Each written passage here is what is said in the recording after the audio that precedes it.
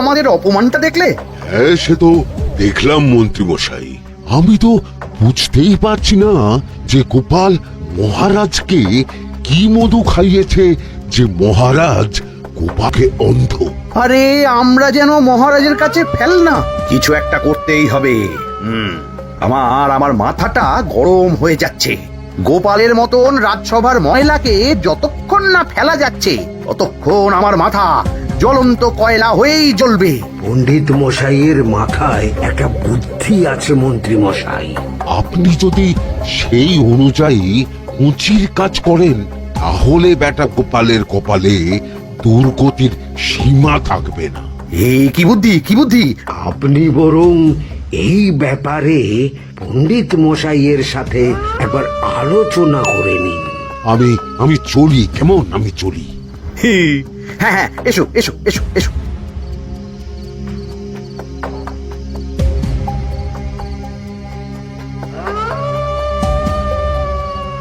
আরে ওই তো আমার বাঁ হাত ঘটা আসছে, বেটাকে দিয়ে একটা কাজ করাতে হবে। এ কি মন্ত্রী মশাই, আপনি এখানে দাঁড়িয়ে কি করছেন?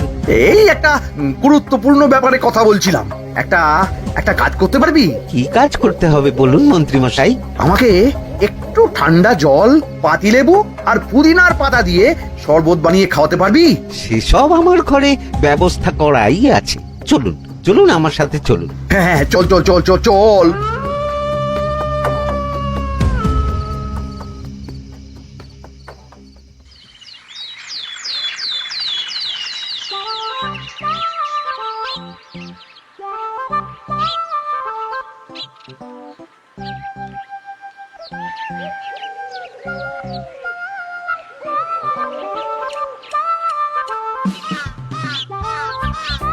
কি ব্যাপার পণ্ডিত, এত গুম মেরে আছো কেন?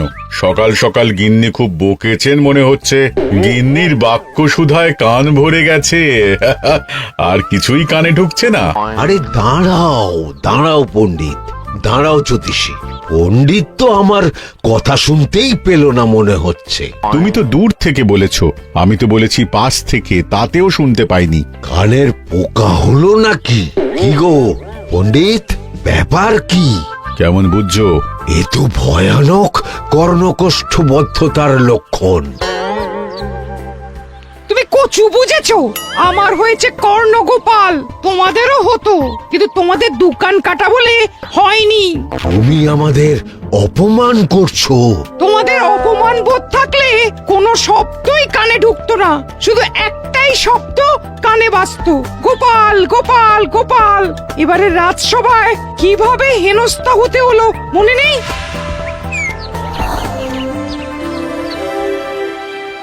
মহারাজ, একটা ভিক্ষা আছে। ভিক্ষার জন্য কৃষ্ণনগরের রাস্তাই সবচেয়ে উপযুক্ত জায়গা গোপাল, তুমি বরং সেখানেই যাও। মন্ত্রী মন্ত্রী মশাই ঠিকই বলেছেন মহারাজ। যে যার নিজের জায়গা থেকে কথা বলে। কুকুর বলে ভৌ ভৌ, বেড়াল বলে মিউ মিউ, কাক বলে কা কা। মন্ত্রীর ভিক্ষার জায়গা কৃষ্ণনগরের রাস্তা, আর গোপালের ভিক্ষার জায়গা মহারাজ কৃষ্ণচন্দ্রের দুয়ার। বলো কি ভিক্ষা? বাড়িতে পুজো আছে মহারাজ, খরচা অনেক, কিছু ঋণ আবশ্যক। যদি 100 মোহর। ঋণ তোমাকে আমি দিতে পারবো না গোপাল।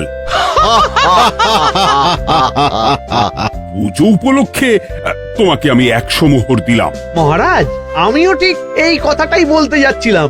আমরাও তাহলে বাড়িতে পুজো করব। পুজোর জন্য আমাদের অনেক খরচ, তাই যদি... অবশ্যই অবশ্যই, কত ঋণের প্রয়োজন খাজাঞ্চির কাছ থেকে নিয়ে নিও, সুদটা আমি মাফ করে দিলাম। মহারাজ, গোপালকে দান আর আমাদের ঋণ? হ্যাঁ, কারণ তোমরা নিজেরা খাবে, কিন্তু গোপাল অন্যদের খাওয়াবে। গোপালের মতো মানুষের সঙ্গে থাকাই হলো রাজধর্ম। কিন্তু তাছাড়াও তোমরা হলে 80 যাই বেতন পাই দলের লোক। গত 1 বছরে তোমার কোন মন্ত্রণা দেশের কাজে এসেছে? পণ্ডিত কোনো নতুন তত্ত্ব শুনিয়েছে? জ্যোতিষী কোনো অমোঘ ভবিষ্যৎবাণী করেছে? আর বৈদ্য 3 বছর ধরে আমার হাঁটুর ব্যথা সারাতে পারেনি। কিন্তু গোপাল, গোপালের ভাঁড়ে হাস্যরসের কখনো অভাব হয়নি। মনে আছে? আছে। কিন্তু করার তো কিছু নেই। আছে। কিছু ভেবেছো নাকি পণ্ডিত? তোমাদের তোমাদের মনে আছে মহারাজ মোহর দেওয়ার পর গোপাল সেদিন বলেছিল কি গোপাল, খুশি তো? মহারাজ, আপনি আমাকে এক মুঠো ধুলো দিলেও আমি খুশি।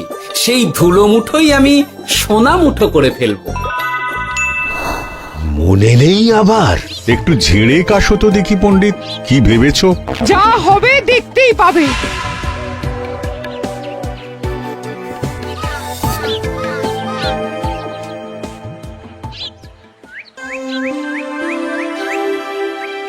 মহারাজের জয় হোক, মহারাজের জয় হোক। ওরে বাবা, এই যে সকাল সকাল চান করে ঠান্ডা লেগে গেল মনে হচ্ছে। মহারাজ, ওই কবি গান উপলক্ষে গত মাসটা আমি কৃষ্ণনগরের কোণে কোণে ঘুরে বেরিয়েছি। প্রজাদের মধ্যে একটা অসন্তোষ আমি লক্ষ্য করেছি মহারাজ। অসন্তোষ? আমি তো জানতাম আমার শাসনে প্রজারা সুখে আছে। সুখে তারা ভাসছে মহারাজ, কিন্তু একটাই অসুখ, তারা মহারাজের দর্শন পায় না। তারা মহারাজের পদধূলির জন্য আকুল হয়ে আছে, মহারাজের দর্শন পাওয়ার জন্য চাতকের মতো অপেক্ষা করছে। চিত্রকরকে দিয়ে চিত্র অঙ্কন করিয়ে বিলি করে দিলেই হলো।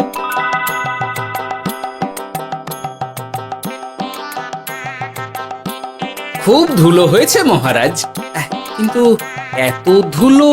কালকের ঝড়ে ঢুকেছে। ঝাড়ুদার,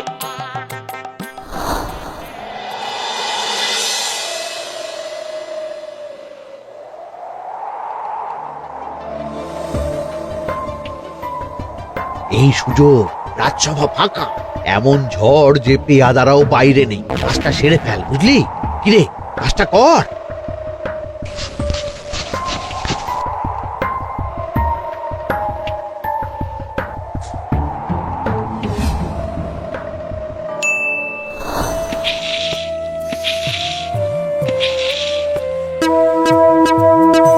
এত ধুলো!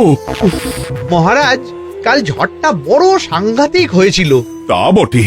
আচ্ছা গোপাল, তুমি বলেছিলে মহারাজ তোমাকে এক মুঠো ধুলো দিলেও সেটা সোনা হয়ে যাবে। এখনো সেই কথাই বলছি।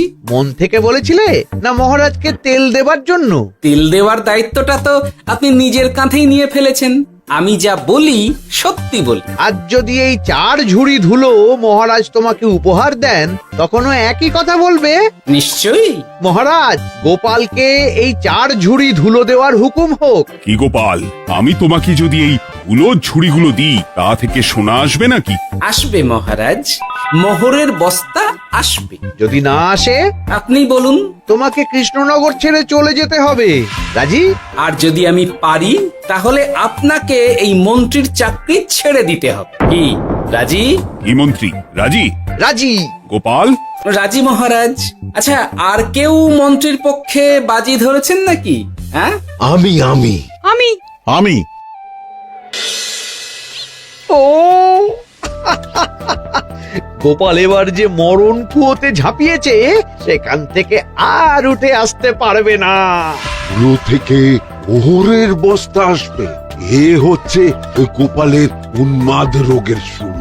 দেমাক দেমাক, মহারাজের পিঠ চাপড়ানি পেয়ে পেয়ে গোপাল ভেবেছে যে ও সব কিছু করতে পারে। এবার শুধু সেই দিনটার অপেক্ষা, যেদিন গোপালকে উল্টো গাধায় চড়িয়ে কৃষ্ণনগর থেকে বার করে দেব। এতটা নিশ্চিন্ত হবেন না মন্ত্রী মশাই। গোপাল কিন্তু হালকা কথা ছুঁড়ে দেওয়ার লোক নয়। কি বলতে চাইছো পণ্ডিত? ওই 4 ঝুড়ি ধুলো থেকে মোহরের বস্তা আসবে? না, তা বলছি না। অন্য জায়গা থেকেও তো মোহরের বস্তা আসতে পারে। তার সঙ্গে ধুলো মিলিয়ে দিলেই কেল্লা ফতে। গোপালের নিশ্চয়ই কোনো পরিকল্পনা আছে। গোপালের সব পরিকল্পনার গোড়া মেরে রেখে দিয়েছি পণ্ডিত। বটা আছে গোপালের পেছনে, আর ঘটা আছে গোপালের বাড়ির পাহারা। লুকিয়ে কিচ্ছু করতে পারবে না। আরে ওই তো বটা আসছে। বেল্লিক, উল্লুক, তোকে আমি জল বিছুটি দেওয়াবো। গোপালকে ছেড়ে চলে এসেছিস কেন? এই ছেড়ে আসবো কেন মন্ত্রী মশাই? গোপালকে ওর বাড়ির সামনে ছেড়ে এসেছি। ওখানে তো ঘটা আছে। ও বড্ড ঘুরিয়েছে বেটা। কোথায় কোথায় গিয়েছিল গোপাল? 4 ঝুড়ি ধুলো নিয়ে বেটা বাড়ির উল্টো দিকে হাঁটা দিল। চললাম পিছু পিছু যাচ্ছিল কোন দিকে? নদীর দিকে, কিন্তু গোপাল দাঁড়ালো যদুর বাড়ির সামনে। এই যদু হলো সেই লোক যে লোকজনের বাড়িঘর কেনা বেচা করে আর লোক ঠকায়। আগে রাজধানীতে থাকতো। বেটা রাজধানী থেকে এই কৃষ্ণনগরে পালিয়ে এসেছে, এখানেও লোক ঠকাচ্ছে। কিন্তু বেটা এত চালাক যে কিছুতেই ধরা যাচ্ছে না। এইরকম লোককে ধরাচ্ছে হাতে রাখা ভালো নয় কি মন্ত্রী মশাই? সে তো জানি, কিন্তু ওর ওপর মহারাজের কড়া নজর আছে। এখন ওর সঙ্গে সম্পর্ক রাখা খুব ঝুঁকি। যাই হোক, তারপর? হ্যাঁ তারপর যদু, যদু রে, গোপাল খুড়ো, আরে তুমি এখানে কি করছো? দেখতেই তো পাচ্ছিস ধুলো। তবে যে সে ধুলো নয়, মহারাজ কৃষ্ণচন্দ্রের পদধূলি। শুনিসনি বোধহয় এখন কৃষ্ণনগরে সবচেয়ে বেশি চাহিদা মহারাজের পদরেণু। আচ্ছা, মহারাজের পদরেণু নিয়ে যাচ্ছ কোথায়? এই ছোট ছোট পুলিন্দায় ভরে কৃষ্ণনগরের প্রত্যন্ত জায়গায় যেখানে প্রজারা মহারাজের সাক্ষাৎ পায় না সেখানে বিক্রি করব। তোমার কি মাথা খারাপ? পায়ের ধুলো বিক্রি হবে? ওরে, গতবারে মাত্র 1 ঝুড়ি ধুলো 1000 মোহরে বিক্রি করেছিলাম, এবারে 4 ঝুড়ি। শোনো, তুমি আবার ঘুরে ঘুরে বিক্রি করবে কেন? তোমাকে আমি বরং 10 মোহর দিয়ে দিচ্ছি। তুমি আমাকে এগুলো দিয়ে দাও, আর বিক্রি করে যা হবে তোমাকে এই 40 ভাগ দিয়ে দেবো। ওই 10 মোহরে বদমাস যদুকে ধুলো বেচে গোপাল বাড়ির দিকে চললো। বাড়ির সামনে অব্দি পেছনে পেছনে গিয়ে তারপরে এই আপনাদের কাছে আসছি। বলিস কি রে, ধুলো বেচে 10 মোহর? ও মন্ত্রী মশাই, গোপাল তো একেবারে নাড়ি ধরে টান মেরেছে। গেল রাজসভায় এমন সুখের চাকরিটি গেল, এবার আবার রাস্তার ধারে গিয়েই বসতে হবে। এবার নবাবের দরবারে জায়গা আছে কিনা খোঁজ করি গিয়ে। তাত্তেরি, 10 মোহর আর 1 বস্তা মোহরের মাঝখানে অনেক রাস্তা, সেই রাস্তায় আমি লোক বসিয়ে রাখবো। আরে আরে, ওই তো তোমার ঘটা আসছে। এই, তুই গোপালের ঘরের পাহারা ছেড়ে এলি কেন? গোপাল নেই নেই নেই নেই নেই নেই।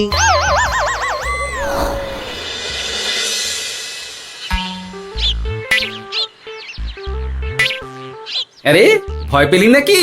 না না না না না, ভয় পাবো কেন? শোন, তোকে পেয়ে আমার খুব ভালো হলো বুঝলি। তোকে আমার একটা কাজ করতে হবে। বলো বলো। আসলে বুঝলি, আমার না গিন্নিকে নিয়ে তার বাপের বাড়ি যাওয়ার কথা ছিল, কিন্তু হঠাৎ বিশেষ কাজে আমাকে খামবাজে চলে যেতে হচ্ছে। এখন আমি গিয়ে গিন্নিকে বললে বুঝতেই পারছিস কুরুক্ষেত্র হয়ে যাবে একেবারে। তাই আমি কাউকে খুঁজছিলাম যে আমার বাইরে যাওয়ার খবরটা আমার গিন্নিকে গিয়ে দেবে। তুই পারবি বাবা ঘটা? ওরে বাবা, আরে আরে আরে, ভয় পাস না, তোকে গিয়ে মুখে কিছু বলতে হবে না। এই নে, এই চিঠিটা আমার বউকে দিন।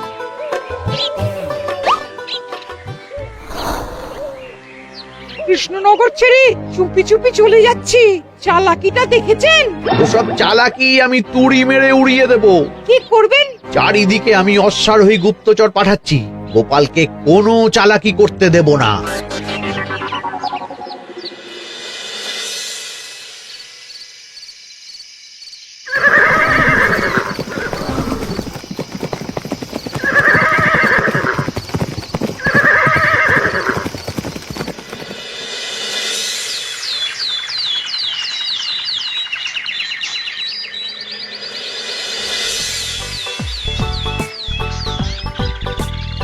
অং বং পিং পং।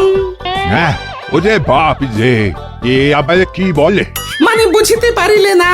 অং বং পিং পং অর্থাৎ আইসো আমার নিকট বিদেশি জাদু শরবত আছে, ইহাতে তৃষ্ণা নিবারিত হয়, শক্তি বৃদ্ধি হয়, ঘুম ভালো হয়, সম্পর্কের উন্নতি হয়, জামা কাপড় ফর্সা হয়, তু শব্দ না করে সকাল সকাল কষ্ট পরিষ্কার হয়, মূল্য মাত্র 1 মোহর। বদ্ধ ওইটুকু অং বঙ্গের মধ্যে এত কিছু? ঠিক আছে, তা দাও দেখি। আপাতত টেস্টটা তো মিটু, বাকিগুলো পরে বোঝা যাবে।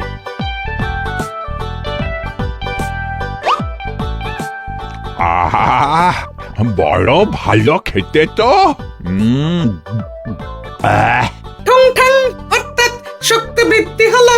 হ্যাঁ, হ্যাঁ, মনে হচ্ছে গায়ে যেন দুগুণ বল পাচ্ছি। কি হয়েছে ভাই? এ কে? এ ভিন দেশ থেকে জাদু শরবত নিয়ে এসেছে গো। জাদু শরবত? ভিনদেশ? একেবারে, হ্যাঁ, একেবারে বহু ভুজা শরবত।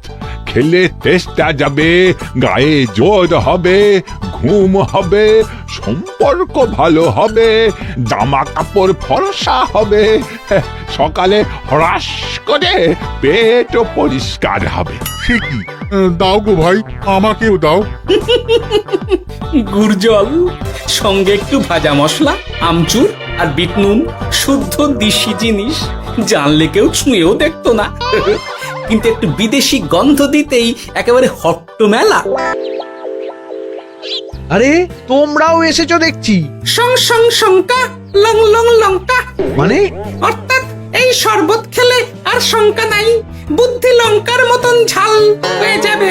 তারপর ডং ডং ডঙ্কা, টং টং টঙ্কা, ফাইন ফাইন, অর্থাৎ টাকা আসবে আমার কাছে।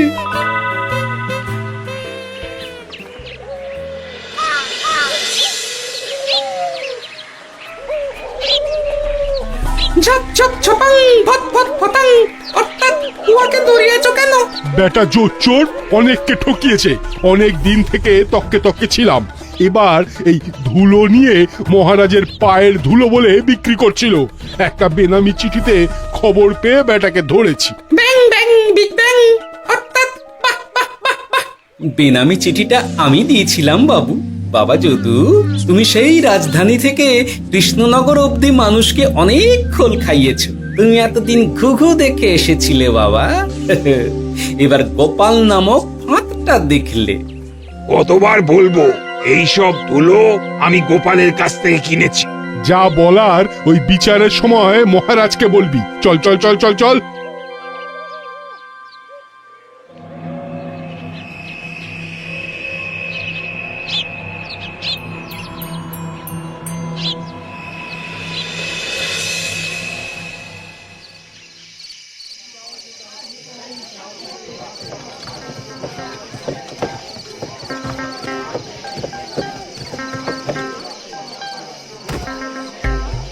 ঝন্টু মন্টু ননাংফু। নাও ঠেলা। সাহেব বলে কি ফু দিয়ে দিতে হবে? কি বলছো সাহেব? বুঝতে পারছি না, কোথায় ফু দেব? ঝন্টু মন্টু ননাংফু, অর্থাৎ লবণ আছে? আছে আছে সাহেব আছে। কত লাগবে? ভান্ড ভরি আন্ডাকারি, অর্থাৎ যা আছে সব।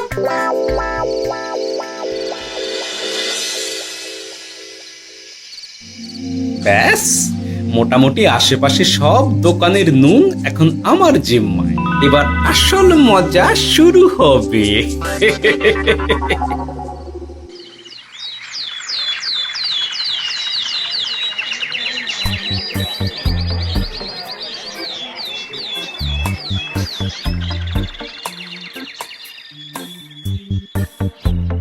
নুন আছে? না হুজুর, গোটা কৃষ্ণনগরেই নুন নেই। ওই দেখো, পুরো রাজসভাই বাজারে জড়ো হয়েছে। শান্তামনা, শান্টু মন্টু। এ আবার কি বলছে রে বাবা? শান্তামনা, শান্টু মন্টু, অর্থাৎ জনগণ শ্রবণ করুন। নান্টু কান্টু, নুন কিনিবেন আন্টু আন্টু। আসুন আসুন। আমার এক সের নুন লাগবে। সেন্টু, অবশ্যই 100 লবণ 10 মোহর। 10 মোহর? 10 মোহর লইবেন না লইবেন না? না, নেব না। উত্তম উত্তম, গান্ডা পিণ্ডে ঢিসুম ঢিসুম, অর্থাৎ তাহা হইলে নুনের বদলে গৃহিণীর প্রহার ভক্ষণ করুন। আমাকে 1 সের নুন দিন। আমাকেও নুন ছাড়া বাড়ি ফিরলে গিন্নি ঘর ছাড়া করবে আমাকে। শুনলাম কৃষ্ণনগর থেকে নুন উধাও।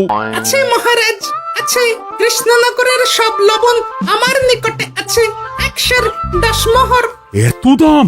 দাম তো হবেই মহারাজ, লবণ ছাড়া রান্না কেমন হবে ভাবিয়া দেখুন। ঠিকই বলেছ, রাজপাকশালেও তো রান্না বসেনি। 100 সেরের মতন রাজপ্রাসাদে পাঠিয়ে দাও। 1000 মোহর দিয়ে দাও।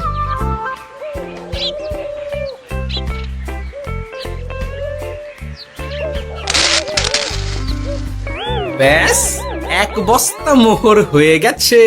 গোপাল? হ্যাঁ মহারাজ, গোপাল, যে 4 ঝুড়ি ধুলো থেকে 1 বস্তা মোহর রোজগার করেছে। ইয়া বাত! চলো রাজসভায়, পুরো গল্পটা শুনতে হবে। সকলেই এসো তাহলে রাজসভায়।